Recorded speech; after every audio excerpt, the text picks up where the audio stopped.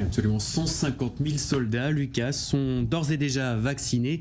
Au moins un tiers d'entre eux ont déjà reçu la seconde dose selon les données fournies par les forces de défense israéliennes. À ce jour, aucun effet inhabituel secondaire n'a été enregistré, mais par mesure de prudence, une ambulance militaire est stationnée devant l'entrée de chaque centre.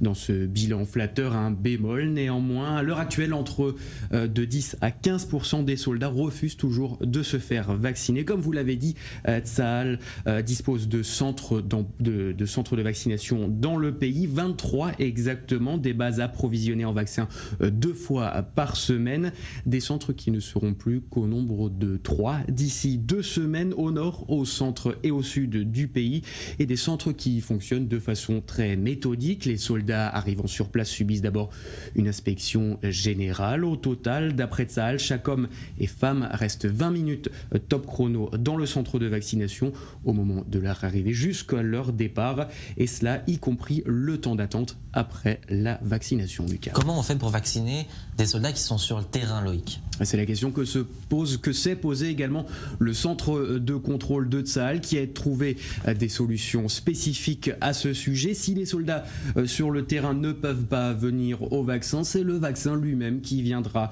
à eux. Cela en raison de la difficulté de sortir un bataillon complet de son emploi opérationnel dans les territoires pour se faire vacciner ensemble, bien sûr. Quant au centre d'isolement, les forces de défense israéliennes veulent en créer de nouveaux, puisqu'ils sont en surcharge, notamment le mois dernier. Il y en avait 2 à Ashkelon et Givat Olga. L'armée se prépare à ouvrir un hôtel de récupération et d'isolement aussi à Jérusalem d'ici les prochains jours, et notamment pour les soldats les plus jeunes, et cela pour éviter qu'ils n'entrent en contact avec leurs parents s'ils sont appelés à être isolés à la maison.